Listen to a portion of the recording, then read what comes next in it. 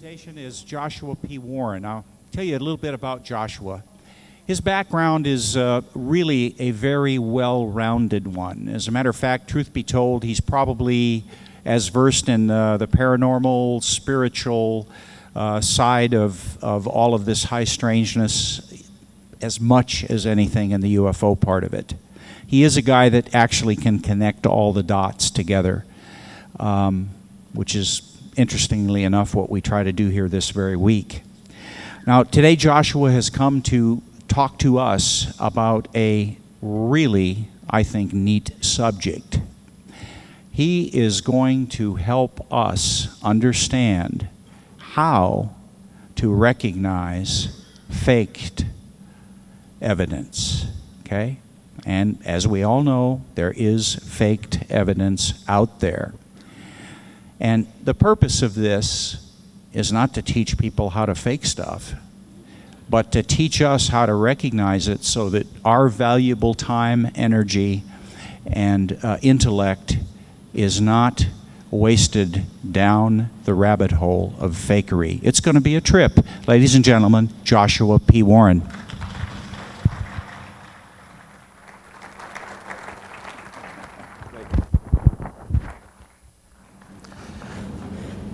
Thank you, Bob. Well, it certainly is a great honor and thrill to be here. This is my first time at the International UFO Congress, and I just came back from the United States Congress in Washington, D.C., so after that experience, everyone I've met here seems quite normal, I must say. Yes. But, you know, I believe we are being visited. And I've had experiences myself, and that's why I found it so valuable to try to look at people out there who are contaminating evidence of visitations by producing fakes, hoaxes. You can't really know how to properly analyze what's real if you don't first have the opportunity to look at what is not something credible and legitimate. The question of who these visitors are and where they come from is not all that relevant for the time being. I'll explain more later. But the idea is that they are from elsewhere. That's the key. And if we know that time and space are flexible things, as quantum physics tells us, then it's not really important where they're from necessarily. It's relative. It's about where you are in relationship to where they are. We'll get more into that later. But what I want to do is not only tell you some about these methods of faking, but I'm also going to address the concepts behind these craft, these phenomena that actually seem to be credible as well, and dig a little deeper into that. And of course, as Bob said, I had a pretty mind-boggling experience Monday night, just a few miles down the road, right here outside of Laughlin. And so if we have time, then I will also address that toward the end of the program. Let me start by showing you a clip. And this is something that I want you to look at first off, based simply upon the quality, the value of the image alone. Here you see a picture that was circulated on the internet widely in the early summer and late fall of last year. You can see it appears to be a triangular craft. There are lights at each point, and there is some kind of a beam shooting down. There's a close-up. And not only was this picture widely circulated around the internet, picking up a great buzz, but there was also video footage accompanying this, which made it even more impressive to those who saw it online. And in this video footage, hopefully you're able to see that coming up. Well, maybe not. Well, I've got it playing here on the presentation board. I don't know if there's a problem with the projector showing you what I'm seeing here, but let's try this instead and see if this shows up. Okay, this is a lower quality image, but the fact of the matter is there were a number of video clips that made their way around on the internet. And here you can see, because the craft is actually viewed in motion, because there is actually a beam that's scanning around, this got so much attention from people who believed that this was some fantastic evidence of a UFO that had been captured, probably using something like a cell phone. And in time, this supposed UFO, which I guess by all accounts it really is an unidentified flying object, it became especially popular in Europe. In the reports that were circulating on the internet, it was referred to as the Irish Triangle UFO. And the report said it was captured at 10:35 p.m. on August 3rd of 2008 near Dunboyne, Ireland. Now, these reports came from a variety of sources, always sort of difficult to track down the exact origin, but according to most of the discussion boards and forums, this was also popularized to an extent that it may have even inspired this cover of Fate magazine from the fall. As you can see, the triangular craft looks very similar to this mysterious image that was circulating on the net. There was a conference that was apparently held in Ireland and in other parts of Europe. There was a quote in this report saying that this was witnessed in Ireland by many notable figures. There was a pilot and a local politician. Their names were given. These were real people. And when this was shown at one of these conferences in Ireland that was attended by at least a few hundred people, there was one UFO expert, I won't use his name, who said, quote, "There is no footage like this in the world. It is the most amazing thing I've ever seen. Definitive proof, incontrovertible evidence of otherworldly technology." Pretty strong, exciting words. When this was brought to my attention, however, and I started examining the footage, I found it amazing that someone had called this incontrovertible evidence of otherworldly technology, because that incontrovertible evidence was actually in my kitchen. As you can see, I'm holding it to give you an idea of the scale. This is a three-dimensional cardboard structure that has a layer of mylar on it. It also has LEDs at various points in an arrangement, a small laser pointer. The whole thing was hooked to balloons in a competition that I produce that I'm going to tell you about. I want to make it very clear, I am not a hoaxer. A hoaxer is somebody who lies, who deceives, who falsifies information. A faker is someone who tries to see if what is reported can be reproduced so we can learn from it. You see, I host a radio program called Speaking of Strange, and it is a professional program. It's owned by Clear Channel, the same company that owns Coast to Coast AM. In fact, it airs before Coast to Coast AM on Saturday nights in the southeastern United States, and it can be heard through terrestrial stations in North Carolina, South Carolina, Tennessee, Virginia, and all over the world on the internet. Fortunately, this show, which has been running now for 5 years, is the #1 rated show in its time slot in the entire marketplace. So I make use of the access I have to so many people who can help me in the process of trying to determine how we should produce experiments and tests for our research. In fact, I just want to point out to you that a couple of producers from my show have made the trip here with me, and they would love to speak to anyone this week who might have information that we could incorporate into experiments for the show.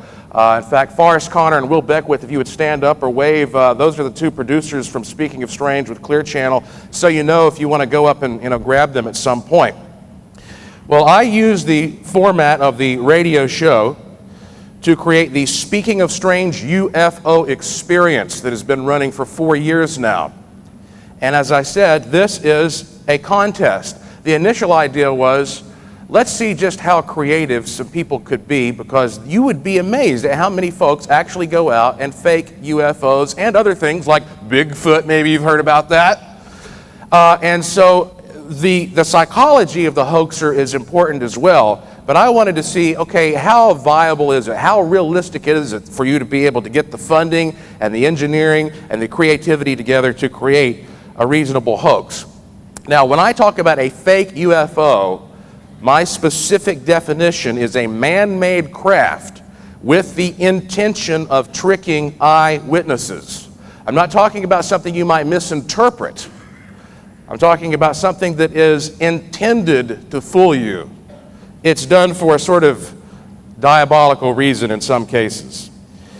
And the idea behind faking these things, it really ties into the concept of Occam's razor, because if you're going to sit down and you're going to debate your experiences with some of the so-called professional skeptics or debunkers, then you need to understand as much as possible about what fake things look like, about maybe what flares look like, or all these other things that are used as excuses that sort of undermine the value of your experiences. So we are back engineering these effects in the simplest way, because when you see a UFO flying around, it doesn't really matter that much from your perspective how this thing is operating. It's all about what you perceive, what is visible to you. So we get together in Barnardsville, North Carolina every summer, and in Barnardsville, we bring people together. I'm talking, we have some people who come who are we have 5-year-old kids, we have 85-year-old people. They come from all over the place, and usually they use helium balloons and a variety of simplistic structures to lift these things at night. And at night, of course, all that matters is what you can see. It's about the illuminated portion. This is just the area where we do these things. And more than likely, people are using just a clump of balloons to lift these things. You can see there are lightweight foam designs. This one is similar to the so-called Irish triangle UFO that I told you about. This is a hula hoop that somebody has decorated up. This one is actually a rather heavy saucer shape. A lot of people make the mistake of creating craft that are way too heavy. We're going to get into all that in a moment, because that's one of the biggest things people overlook. Here we have sort of a frisbee with glow sticks taped to it. You know, nowadays we have so much access to things that are bright, that are small and easy to use, with LEDs and glow sticks and little laser pointers. You have to sort of re-examine what's possible when it comes to faking these things. Another foam structure that is heavier than you might think. This is interesting. This effect right here was created by this guy who just took a bunch of disposable plastic drinking cups. And he just put some $2 LEDs in there with a tiny battery. It cost him next to nothing.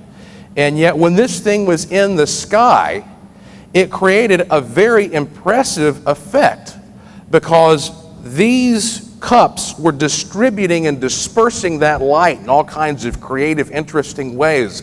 And one of the biggest challenges for a UFO faker is making the UFO seem as if it has a three-dimensional quality about it, as opposed to looking flat and moving in that manner. Now, of course, earlier we had problem getting video to come through, so in a moment I'm going to try playing video again. We'll see if we have that issue. Before I do that, I also want to tell you that the rules we give people who come to this competition, it's all free, it's free admission, and people who come, they can win prizes. They, of course, have to supply all their material. The only rules are it must be safe, and that's an important one, because we almost beheaded an entire crowd one night.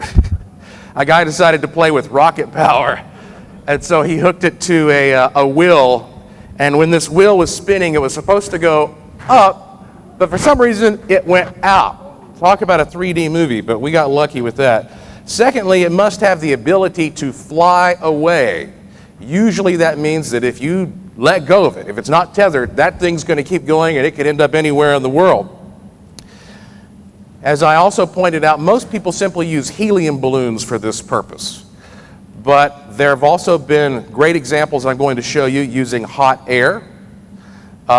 Propellers, I've seen propellers used. It's usually not that effective, because for this purpose they can be a little heavy and you need a good motor to spin them.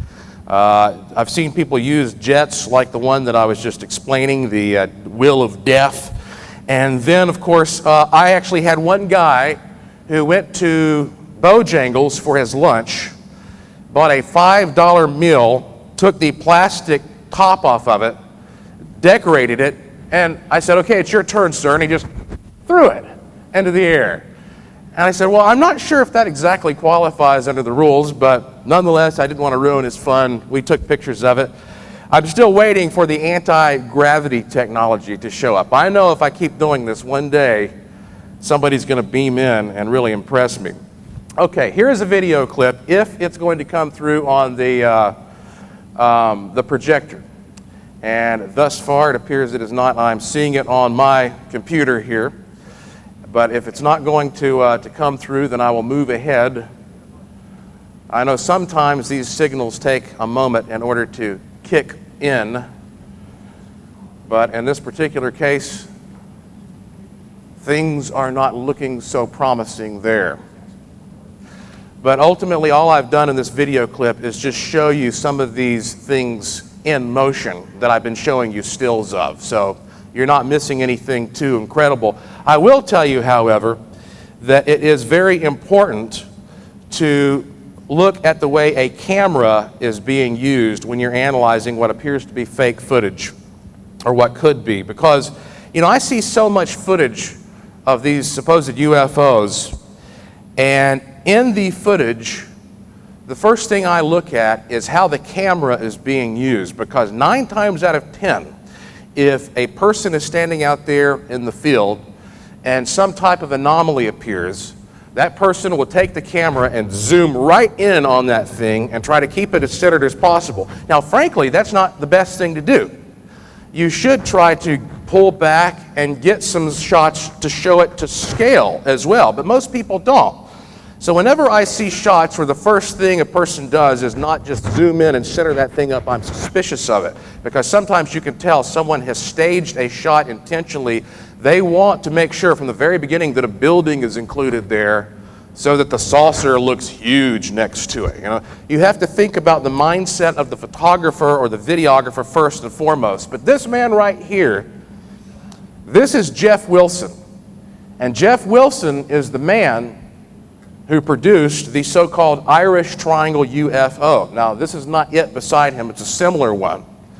But Jeff Wilson was our champion for 3 years in a row. He's from Tennessee, and Jeff, he owns a fireworks store, so he has a good deal of knowledge about how to deal with airborne effects.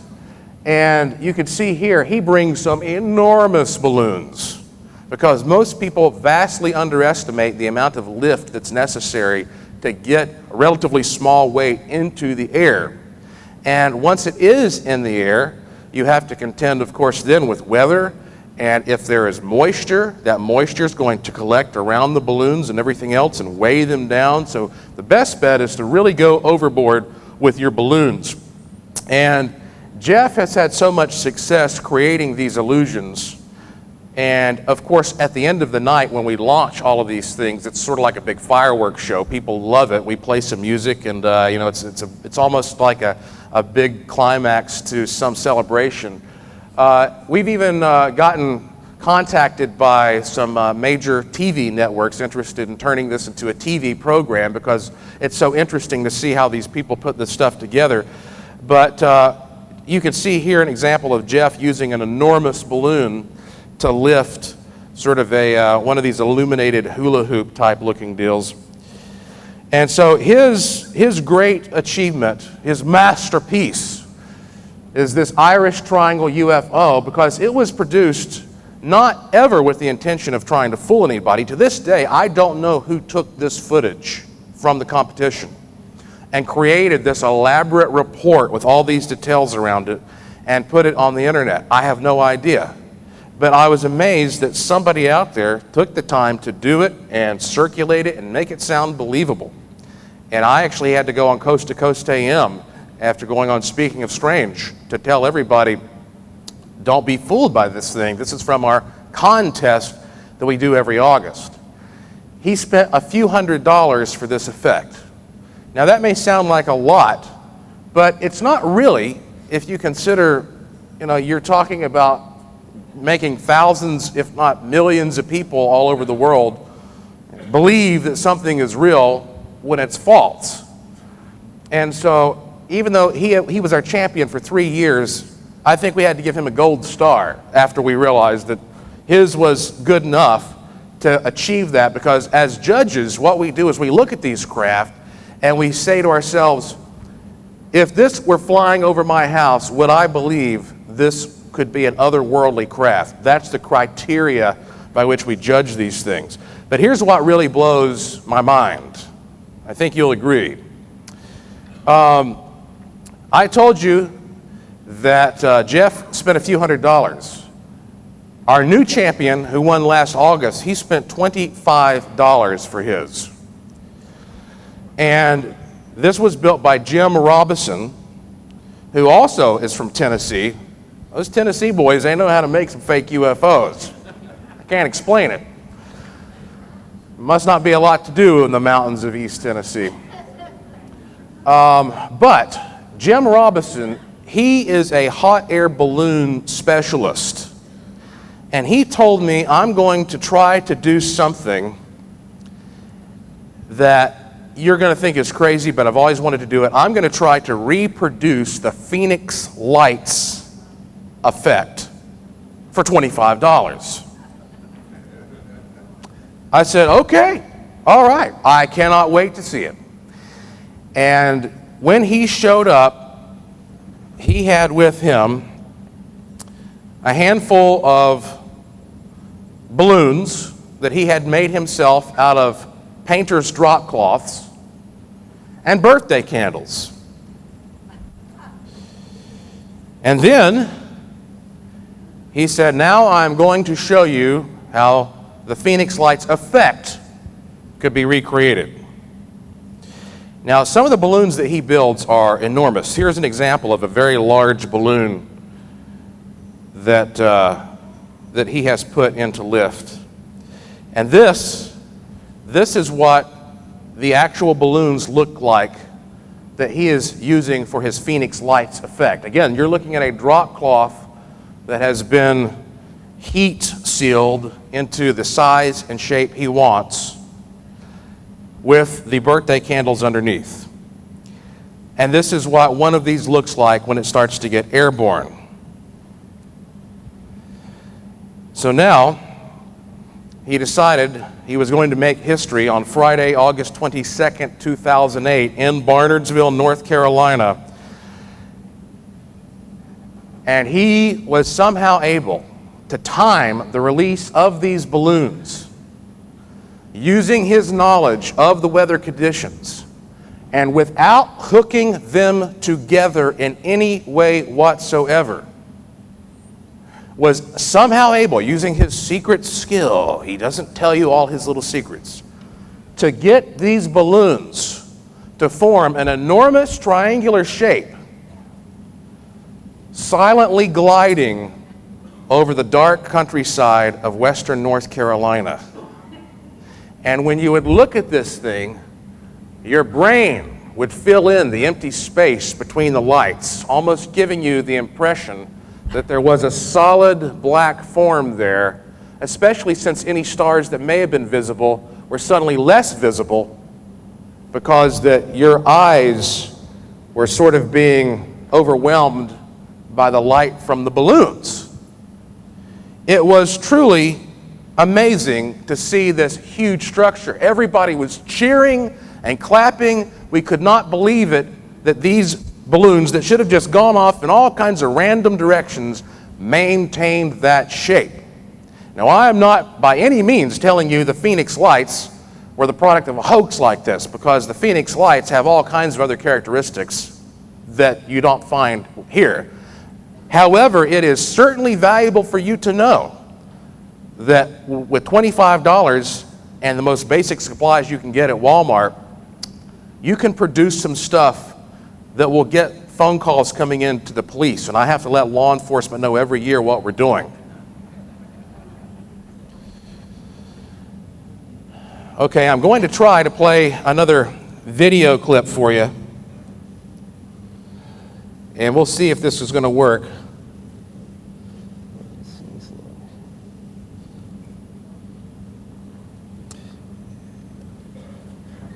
And if it does, okay.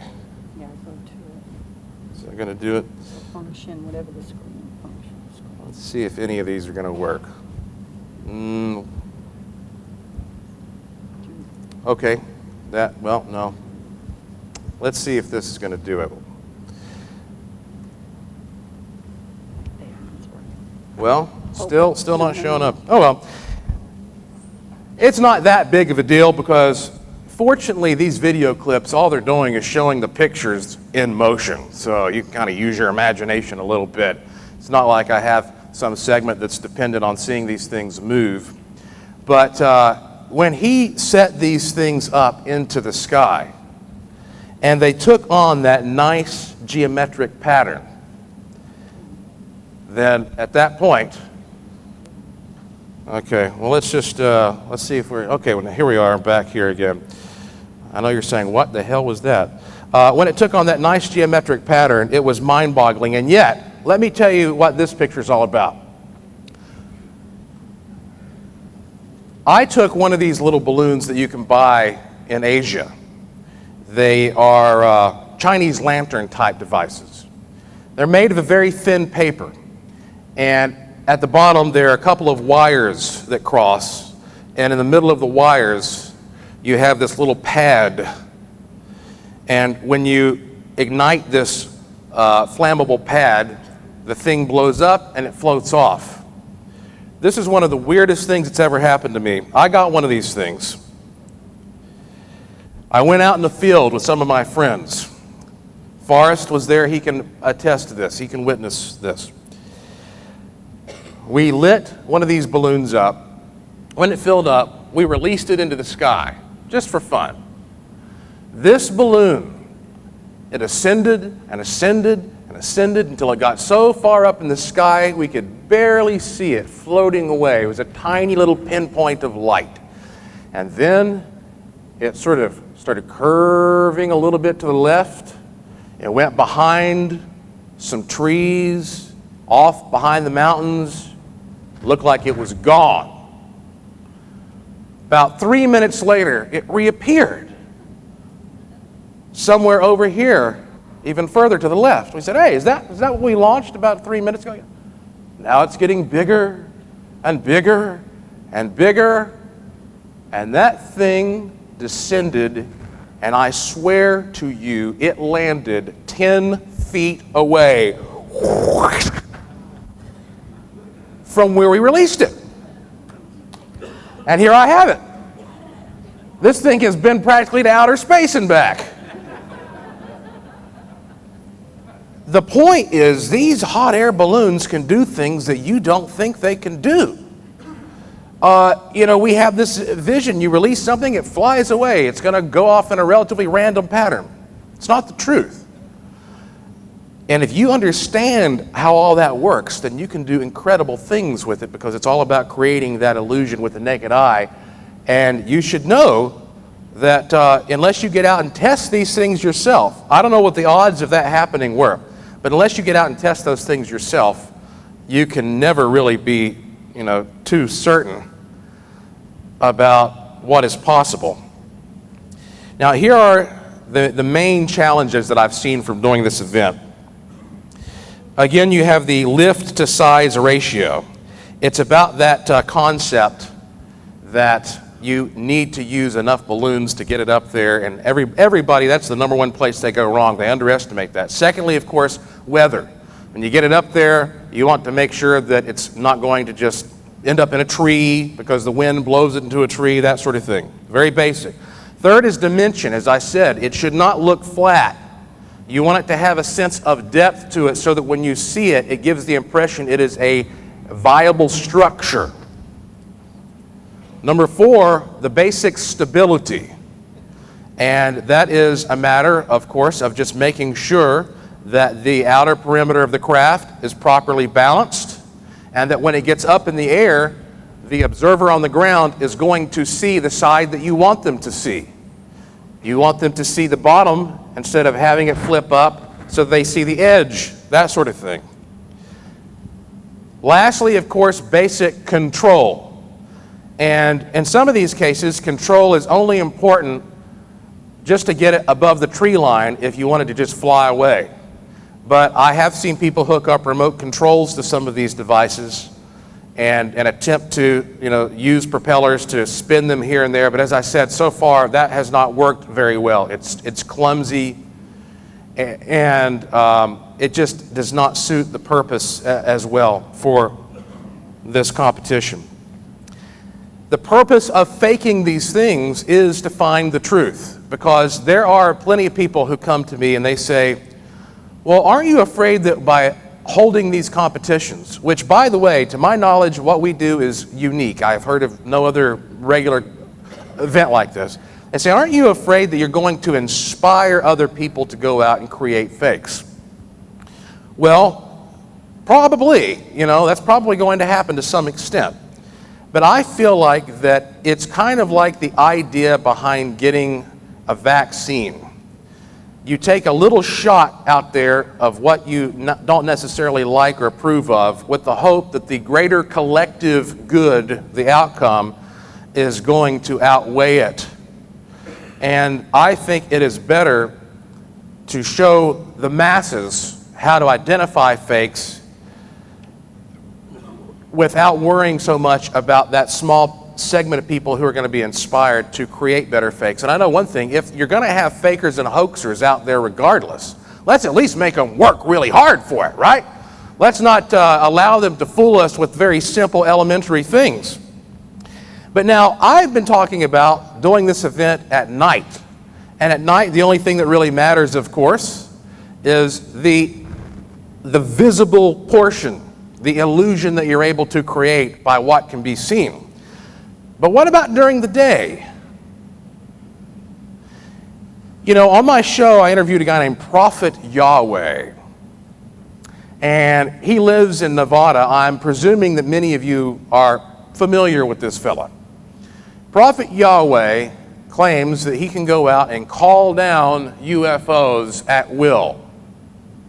And he actually took a local TV station in Nevada out in the field to a location that they determined, and he said, I'm going to bring down a UFO, and shortly thereafter, sure enough, this silver ball appeared floating through the sky.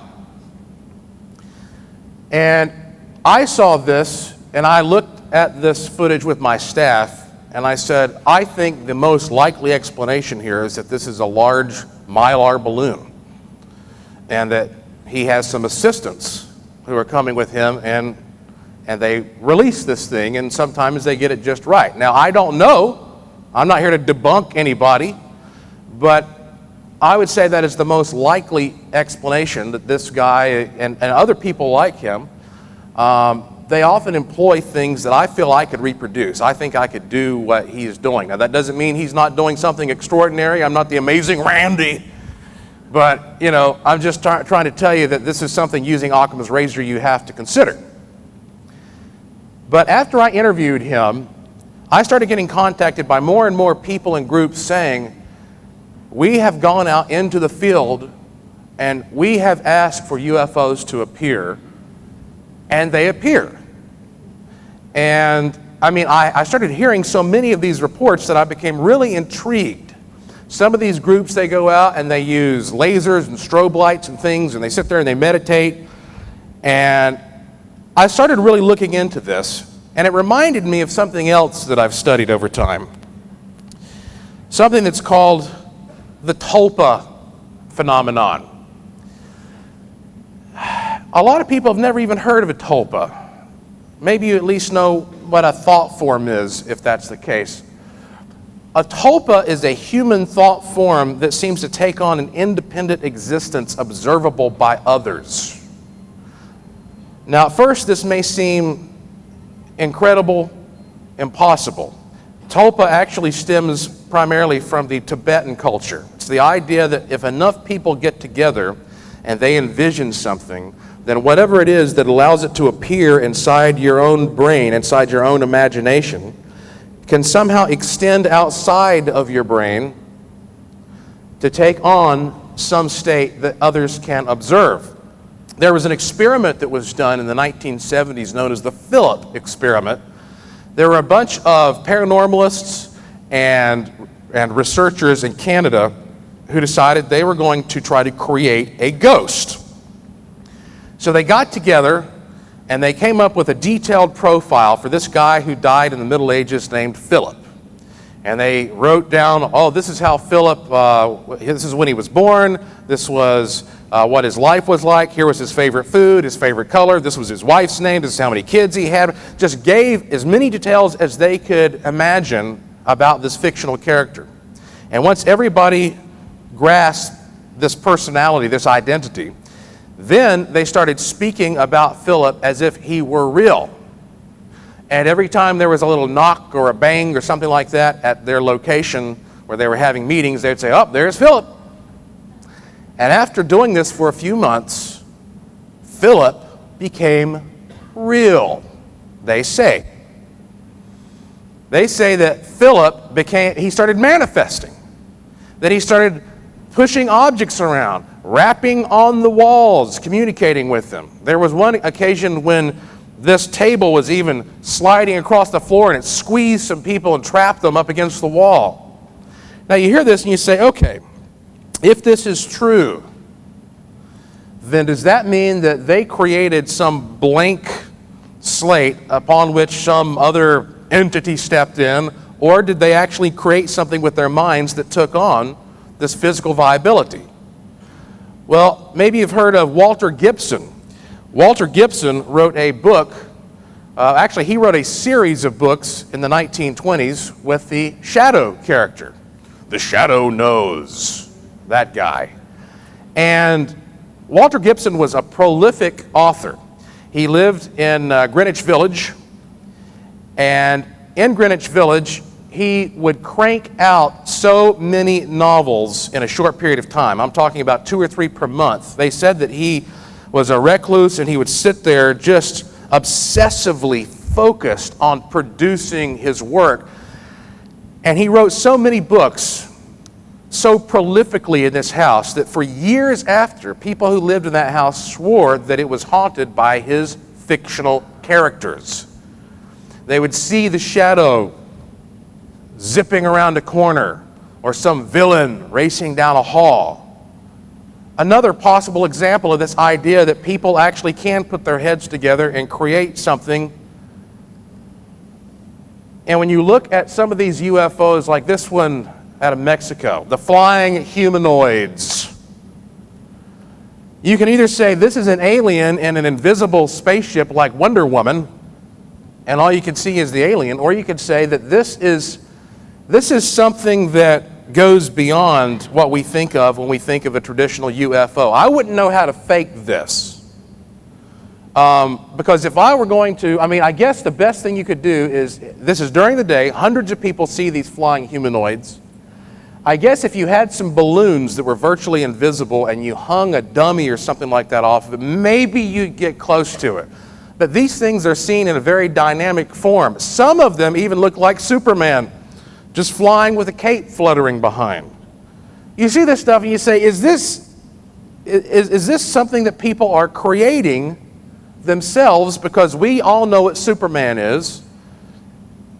Do people look up and see Superman sometimes? It sounds absurd, doesn't it? Well, here is what the real clincher of this is. I was talking to some friends recently about how we could verify if tulpas have more substance, how we could take this beyond the so-called paranormal community. And we started talking about the concept of Santa Claus. And, the funny thing about Santa Claus is that he is a fictional character. Well, I guess. But everybody knows who he is. So we were saying, okay, if this tulpa thing is right, then there ought to be people out there who see Santa Claus, right? So I have a newsletter that goes out to thousands of people. It's a free e-newsletter. And I got on there and I said, ladies and gentlemen, I'm being very serious here. I know this is a strange question, but I want to know if there are any adults out there who have seen Santa Claus. I'm not going to make fun of you. Just curious. I'm investigating tulpas. Within no time, I got, almost 100 reports. Dozens and dozens of reports from people who said, I've never talked about this. except to my kids. But yes, I actually have seen Santa Claus. There were people, two guys told me, I have seen the sleigh. Another guy says, I've actually got physical evidence. There are tracks in the snow. Now, we know this is impossible, don't we? Or do we?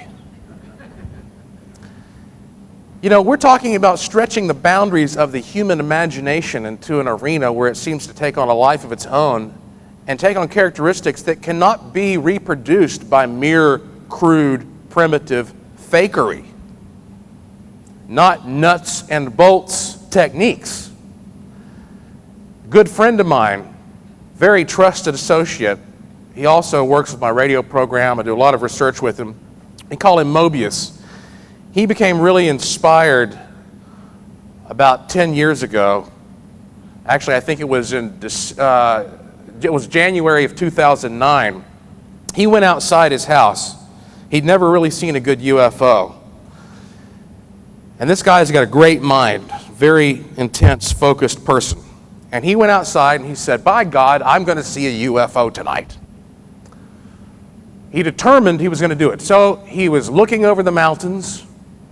And when he was a kid, he used to be a big fan of Buck Rogers and those types of programs. And all of a sudden, he was stunned when he saw a rickety, old, riveted Buck Rogers style ship with flames and sparks, yeah, sparkler stuffed in the bottom of this thing practically, appear and move over the mountains. And he said, there is no way in hell that there is a machine out there that can fly like this, and this looks exactly like what I expected to see. Now you could say, well, that's his imagination. Well, what does that mean, your imagination? It's almost an insult to say that to somebody. This is your imagination. That means you're just dismissing it. Yeah, you don't know what you're talking about. No, the brain has the ability to perceive things that we cannot capture with cameras and other techniques. That's the problem with the scientific method. One problem is you can't prove things scientifically that exist. I can't prove that I love somebody. I can't prove that I hate somebody, but those are things that exist. They're a realistic part of my life. I listen to people when they say, I've perceived something, I've seen something. I don't just dismiss it by saying it's your imagination. And when you hear stories like this, it makes you wonder if there really is some type of a relationship between the observer and the observed that take us out of this mere nuts and bolts sort of perspective on these anomalies. There's a lot of talk right now about the fact that we may live in what you could consider a holographic universe. Now, what does that mean? What that means is that we cannot simply separate ourselves from nature and the universe. We tend to do that, but we are a part of it, you see. You think of a hologram or a holograph in our technological world as being something that's intangible, just an optical illusion that has no substance. But of course, physical and non-physical are relative terms. Two things are only physical or non-physical to each other depending on the frequency range they both occupy. If they are in a frequency range that is similar enough, they will resist each other, just like you are resisting that chair under you. On the other hand, if the frequency range is dissimilar enough, it will pass through you like a ghost, just like a radio wave. You know, right now there are all these invisible radio waves all around us. You never know they exist, but if you've got this special little box, it'll allow you to tune through all the frequencies. And I feel like that there may be a relationship between these legitimate UFOs, or many of them, and the observer, the human consciousness. Because let's think about it. Okay, right now, some of these, even, new scientists is even talking about this is the latest knowledge. This is the latest technology, a holographic universe. After, so many years of studying UFOs, do you see this field moving forward at the pace that it should? When we look at these UFOs using 50, 60-year-old technology perspectives, do you think that that's really explaining all of these weird reports that are coming in now? Or do you feel like we've been stagnating for a while because too many people think about this topic as these are beings that live on a rock somewhere out there and they've figured out how to travel here? But as I mentioned before, at very least, if you accept that they have learned how to travel here, then they know how to manipulate energy and matter.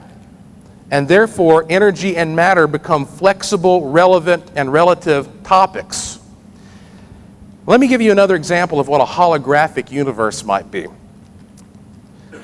Well, let me start with this. If you take a television set and you give it to people who lived thousands of years ago, and they look at it and say, well, there are little people in here, and then they open it up looking for the little people inside, guess what? They're not going to find them. There are little people that exist in the TV as information, but you're not going to see them when you crack it open any more than I'm going to see you if I crack your skull open and I'm looking for you through your brain. Let me ask you this question. Let me put it this way. Where is the internet? Where is the internet? The internet is a real thing. It is something that we use, something that we can actually manipulate to change our lives. But where is it?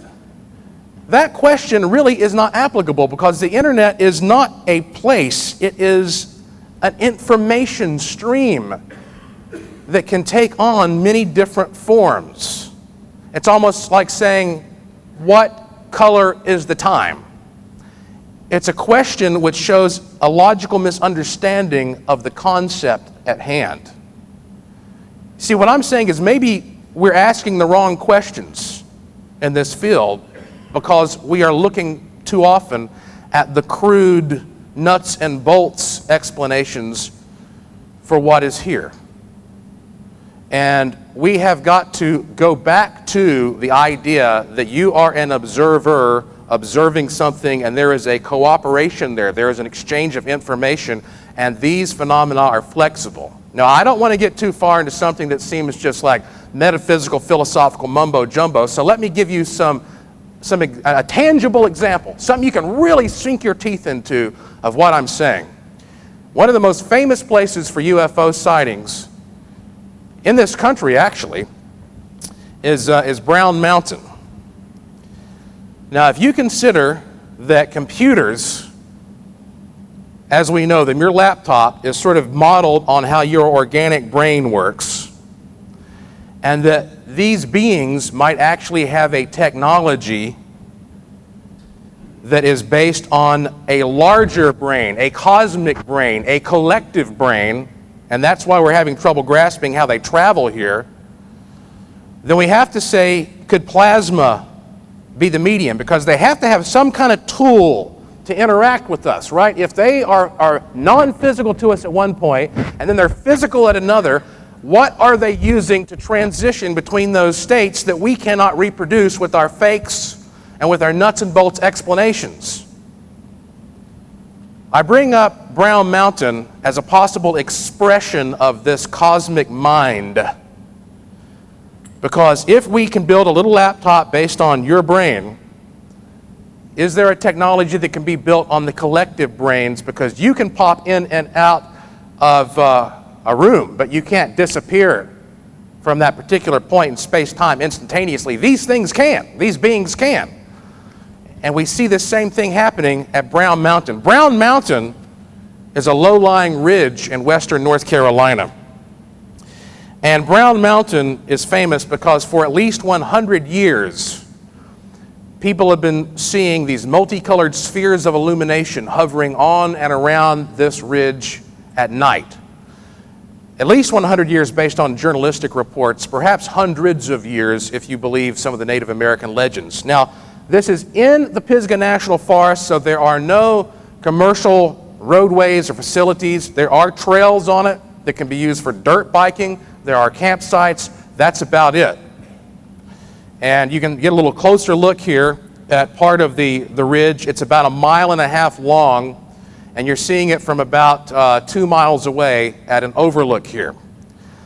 Now, as far as an explanation for the mysterious lights, there are people who have said over the years they could be many things. You have scientists going up there. Some say, okay, we're looking at a piezoelectric effect. It's geologically based. Others say we're looking at an astronomical phenomenon. It's an illusion, starlight bouncing off in a certain way. Chemists talk about marsh gas. Spiritualists talk about Indian spirits from battles in the past. Ufologists go up there, say it's the mother landing base, you know, that the ships are coming down there to charge their batteries. Well, in the year 2000, my team and I were the very first to ever capture good footage of this phenomenon. A lot of people still have never seen this. You're looking at a still from our footage showing some of these balls of light. Now, of course, these were multicolored in some cases, but because this was shot using an infrared type camera setting, it looks sort of black and white. These lights appear and they sort of meander and move across the mountain. Sometimes they are in this formation, what I call troop formation. On another night, we were up there taping, and it was so dark and stormy and cloudy you could not even see the mountain itself.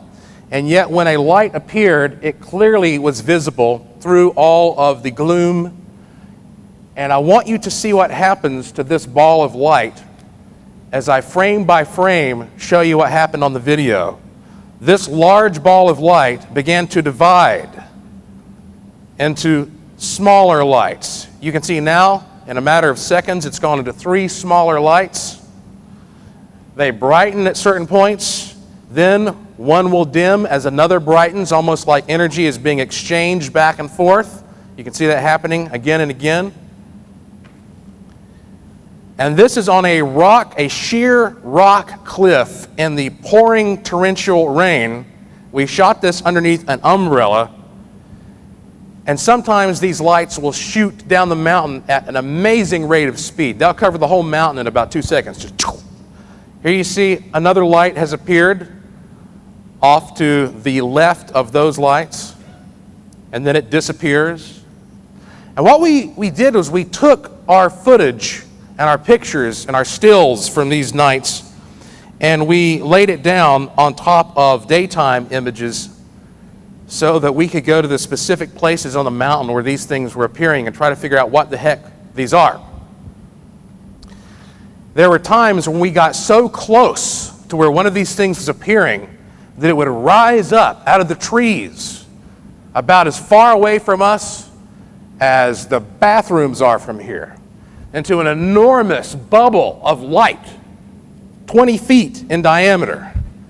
And if you had the right perspective, if you were on the hill above it, you can see right here, one of these huge orbs of light has the bottom flattened because it is sort of resting in the tree line. In doing our research up there, we spent 15 years going there with every type of piece of equipment you can imagine, measuring every type of energy field that you can imagine. We brought scientists up there from the Oak Ridge National Laboratory. We took professional geologists. We took professional physicists. We took forest rangers. And after doing all this work, we finally made the cover of a science journal because we were able to reproduce the Brown Mountain Lights effect, or the Brown Mountain Lights type phenomenon, on a miniature scale in the laboratory. We deduced after our 15 years of research that majority of these lights that are being produced on the mountain are actually a natural phenomenon, a plasma that's produced by special geologic characteristics of the mountain. In a nutshell, the mountain itself is sort of like a large capacitor. It's filled with layers of quartz and magnetite. Quartz is a non-conductor, even though it has an interesting relationship with electricity, and magnetite is a conductor. When you layer those things, it is able to store up small electrical charges over time to a critical point when they then discharge.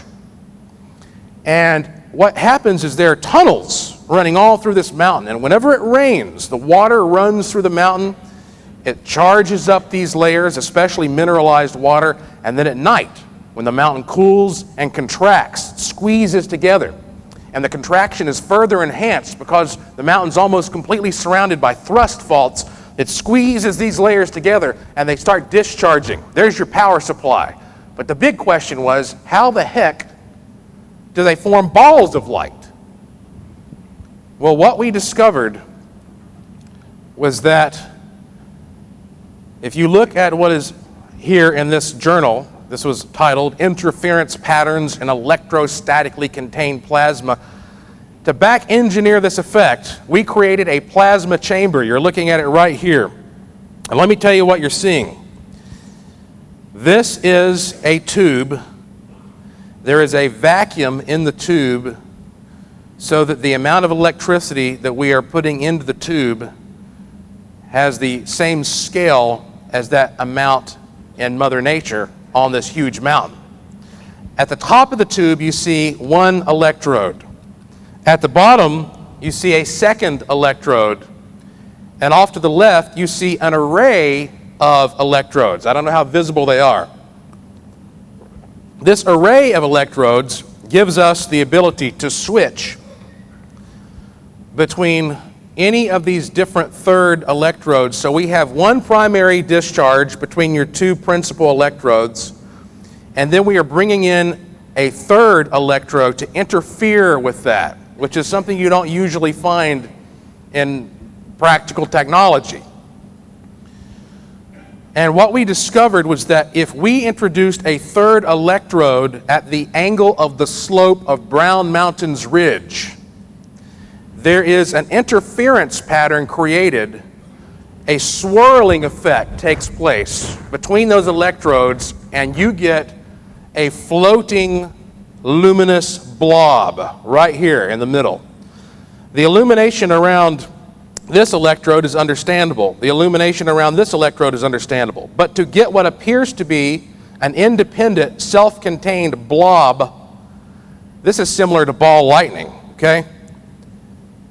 And ball lightning is one of the greatest mysteries. For many years, scientists didn't even think it was real. Now we know it is. So what we discovered is that on Brown Mountain, these discharges were happening at various angles, and they'd sometimes intersect. Two discharges would intersect at the right angles, 2 or 3 discharges, and they would create this interference pattern. And you would get this swirling mass of plasma. Now, if you need a refresher, plasma is the 4th state of matter. If you take a solid and you add a little energy to it, the molecules, they loosen up and you get a liquid. You add a little more energy, they spread further apart, you get a gas. But if you add even more energy to that gas, then something strange happens. You actually rip one or more of the electrons from each of the atoms, and you end up with this free-floating mass of these now positively charged atoms and electrons. That's what a plasma is. It's a glowing, luminous, spectral-looking thing. So we found that on Brown Mountain, you actually have these masses that could be there happening all the time, but they're only visible sometimes, because when they start spinning, they'll change color based on how fast they spin. They'll go through red, and they'll go a little faster to orange, yellow, green, Roy G. Biv, and they'll dip back down to red. Sometimes they're only seen in the infrared because they get so low. Or they will speed up so they're only visible in the UV. But here is what's so amazing about this experiment. Now that I'm explaining to you how that this plasma was recreated on a miniature scale in the laboratory, listen to this. While we were doing this experiment, I was there because I wanted to see these blobs of light like I had seen on Brown Mountain. And when we achieved this, I was so excited, I was jumping up and down. But the man I was working with in the laboratory, Charles Yost, who was a NASA engineer who recently died, he actually is in the NASA Hall of Fame as one of the inventors of Tempur-Pedic foam. He worked on the Apollo missions. He was interested in flying saucers. And he spent the majority of the rest of his older years trying to find out how flying saucers work. He was looking at this, and he was talking about flying saucers, and lo and behold, that ball of plasma turned into a flying saucer.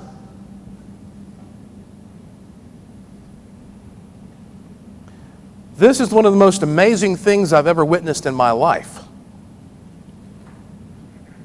We created what should be just some mindless, inanimate blob of electricity floating in a tube, and yet it seemed to respond to what each of us wanted it to be. Now, do you see how we might be looking at this as a medium for the holographic universe?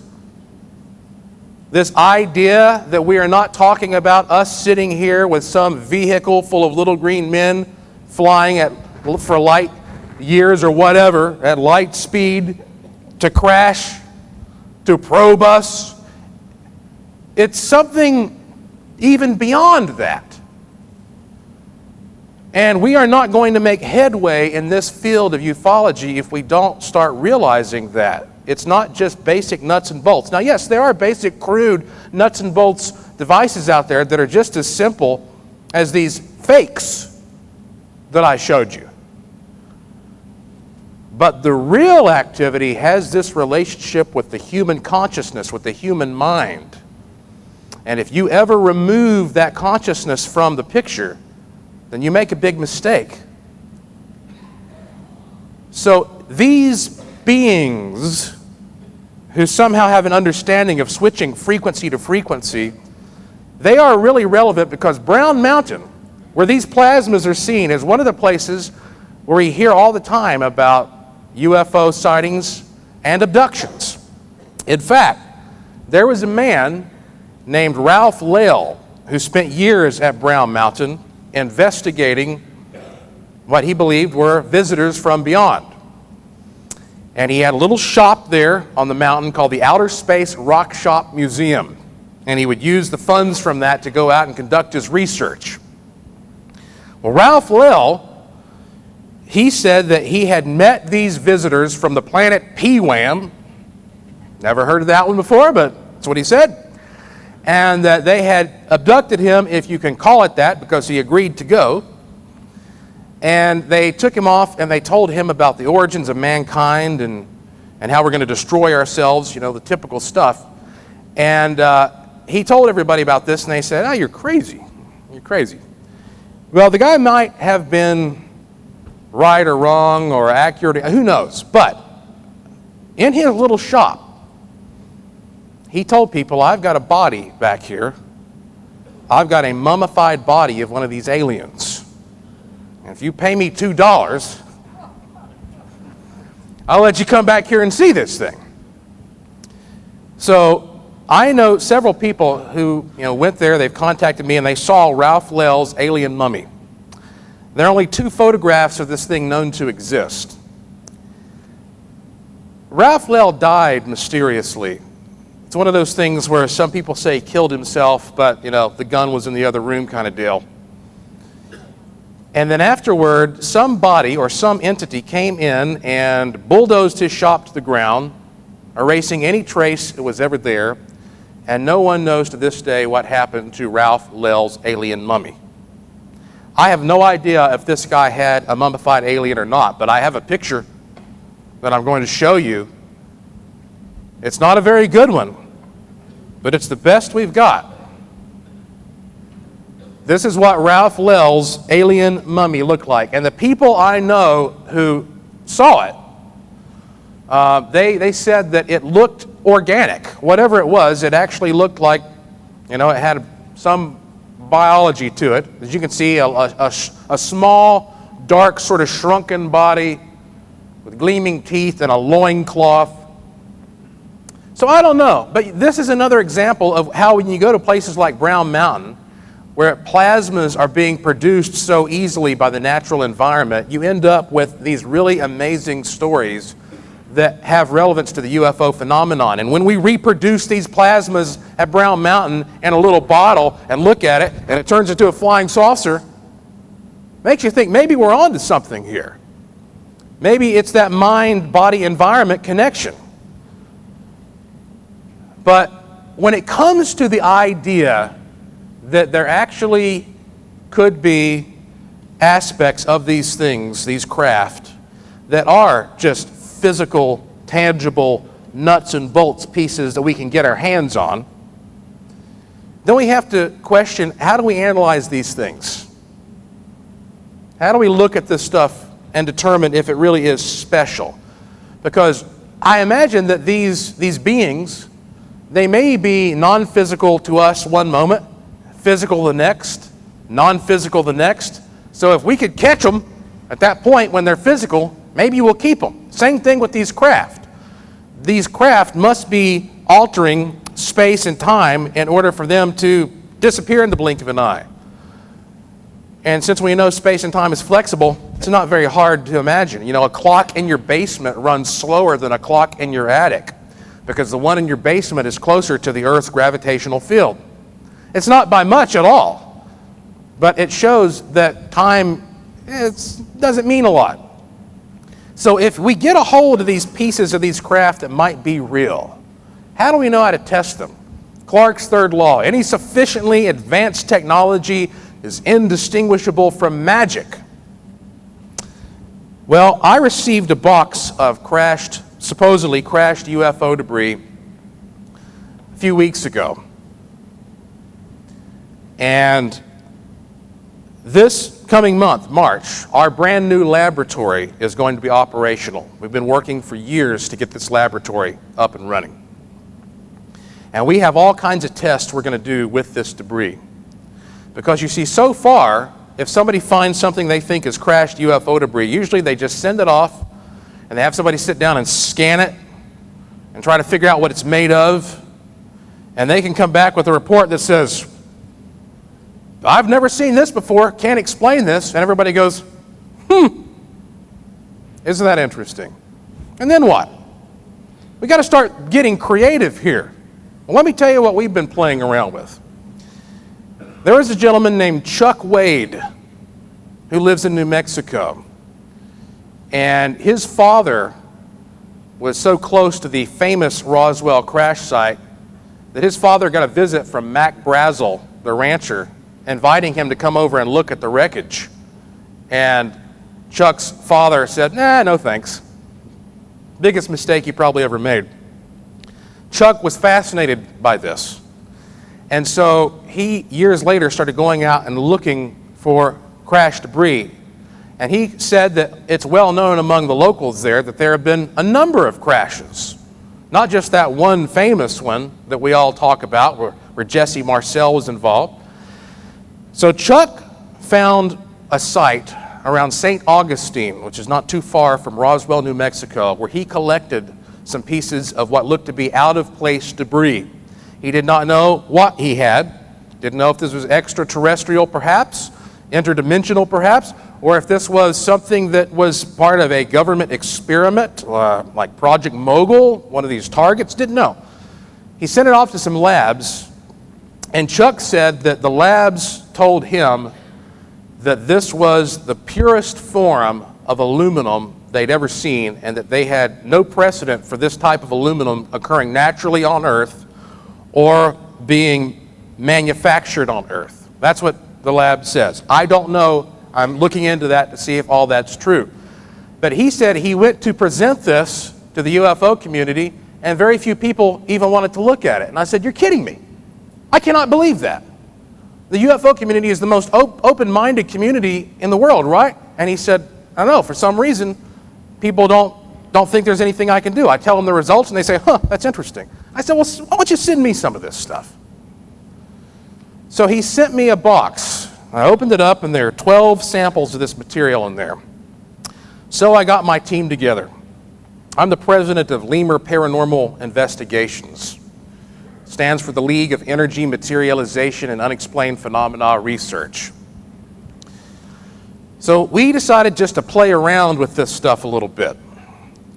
So we took a little piece of this debris that looked very much like a little piece of commercial foil, except it's denser, and yet it's thinner, if that makes any sense. It's probably about half the thickness of commercial foil, but there's a certain denseness to it. And I took a Van de Graaff generator, and I put that Van de Graaff generator down on the floor with a pie pan on top of it. And of course, the Van de Graaff is the type that has the big dome on top, and it's the kind that'll make your hair stand on end if you put your hand on it. And then we just threw this debris in there. And after we threw the debris on there, it stood up on end and began to rotate at a high rate of speed. Now, I am very familiar with electrostatics. I've been giving electrostatics demonstrations since I was in middle school. And my colleagues and I were taking all kinds of other pieces of foil as controls. And yes, you can get them to stand up and do interesting things. But the stability of this particular piece was incredible. It would always spin in the same direction. It would stay there for 10 or 15 minutes. You could pluck it out of the field of positive ions, toss it back in. It would go to the exact same spot and continue spinning. Incredibly stable. Almost, at times, it would even levitate, barely even touching the pan. Now, I'm not saying that this is some type of enormous breakthrough for science, but it is kind of cool. So we got another little piece of this stuff that was even thicker, about the size of my fingernail, and we put it on top of the Van de Graaff machine, and when it was in one position, you would get a nice wide spray of blue electrical corona that would come out of the top of this piece of metal. Then you'd flip it over and it'd start sparking, and boom, propel itself off of the Van de Graaff. We do it over and over, and every time got the same result. In one position, nice big blue cone of electrostatic discharge. Other position, spark, spark, spark, boom, propels it right off of the machine. Now this is just playing around in my kitchen. We're starting the serious experiments in March. I'm intrigued by this mind. Oh, well, thank you. Thank you. I'm intrigued by this mind-body bioeffect. One of the experiments that we're going to do in March is we're going to take this debris and we're going to place it into circuits.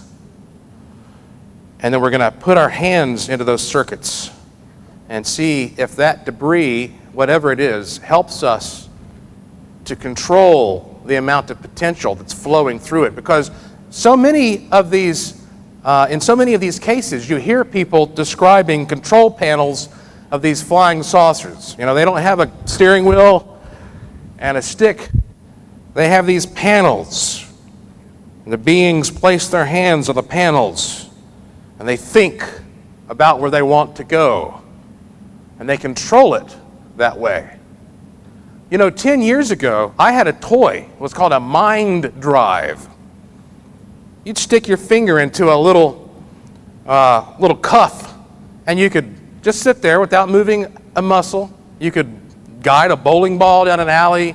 You could fly an airplane. This is 10 years ago Earthling toy technology. We have to start looking at these machines as being a part of our consciousness and our biology, and also a part of our collective consciousness as well. So now, let's start looking back here again at what separates fakes from the real thing. And you see, I've tried to bring this full circle. Because I cannot necessarily define what's real. That would be foolish. I don't know everything. This universe is so vast and complex. I wish more people had that attitude, frankly. These scientists out there who call themselves scientists, these professional skeptics, these professional debunkers, they almost have this attitude that we know everything already. There's nothing more to be learned, nothing more to be explored. They're not very inspiring, at very least. I think that we know just such a tiny little chunk of what's out there. It's insane and irresponsible for some of these arrogant, smug people to get out there and try to dismiss the fact that we can make headway here if we think creatively. Don't sit around waiting for the government to disclose anything. Maybe they will disclose, microbial life somewhere one of these days. But the government's job, the job of intelligence is to keep secrets, right? They're not going to tell you. You've got to get out there as civilians and think creatively and resourcefully and do it yourself. So I don't know what's real, but I can tell you what a crude fake is. People send me this stuff to analyze all the time. Always be suspicious if it's seen at night. Because, again, that hides so much of the lift mechanism. Now, I'm not saying that you should pull one of these out, because Ed's over here like, no, that's not. I'm talking about look at the whole combination of these, okay? It's a combination of factors you need to consider. If it's seen at night, it could be hooked to balloons. It could be hooked to a variety of things that are designed to be invisible by somebody who's trying to fake this or hoax it. Number two, if it seems to have a very light density or low weight. You get a sense after a while when you look at enough of these things that are dangling off of balloons, that are being propelled, that are hot air lifted, whatever. You get a sense of how much weight they have in terms of how they move with the currents. Always be suspicious of things that just seem a little bit unstable. Number three, it's suspicious if that stability is especially bobbing, obviously, with the air. Now, this is kind of common sense stuff. You see the wind blowing the trees, and it seems to be responding. Number four, it makes no noise. Be suspicious of that. Now, I'm not talking about little lights up in the sky. I'm talking about things you get a good look at, like I pointed out in the beginning of the program. If it makes no noise, then that is another sign it could be something like helium or hot air, because things that make noise are usually heavier. And on a low budget, your next door hoaxer, he's not going to be able to go out and afford to create something that uses a propulsion system that makes noise. Number five, it has no effect on the ground. When it flies over your truck is not going to break down. You're not going to have radiation on the ground.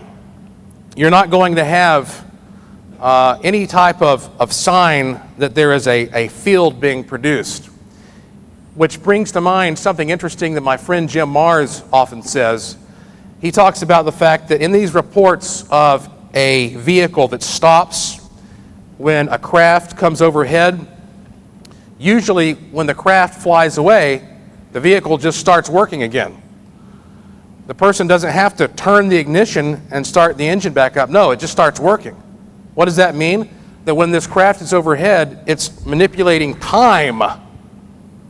Going back to that time-space warping in the holographic universe. And yet, your brain keeps running, your brain keeps perceiving, the truck is stopped, but your brain keeps doing it. Why is that? Because your brain is a little miniature time machine. It is independent to some degree of these systems and therefore can also work with them.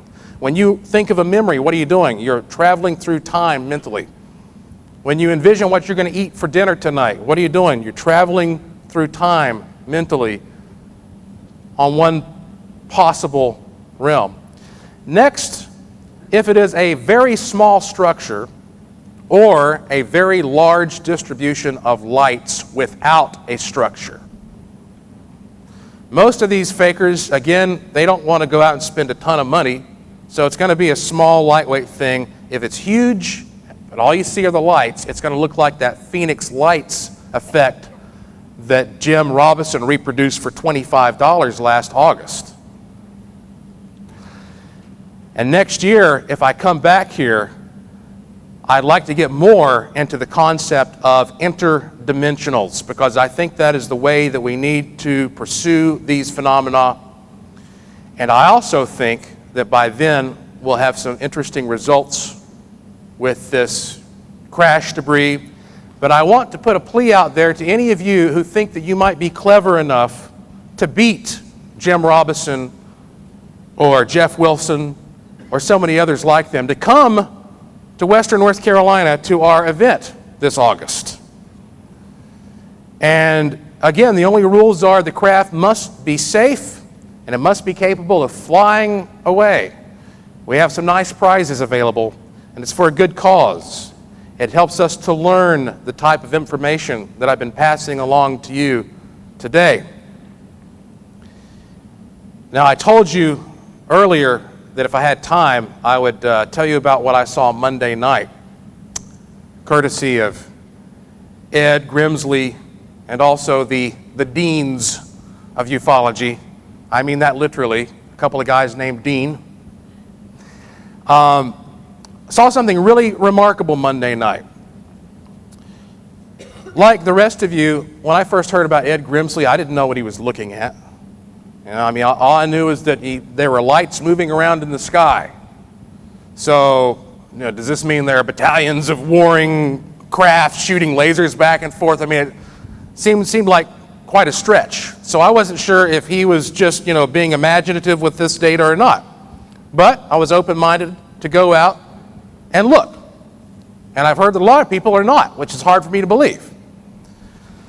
So I ended up going out there with Will Beckwith, producer with Speaking of Strange. And we went to this area off of Davis Dam Road where Ed has been taking groups every night. And Will and I got there a little late, and so most of the group had left, and actually Ed was heading back, but he gave us one of his pair of goggles. Very, you know, nice, expensive goggles.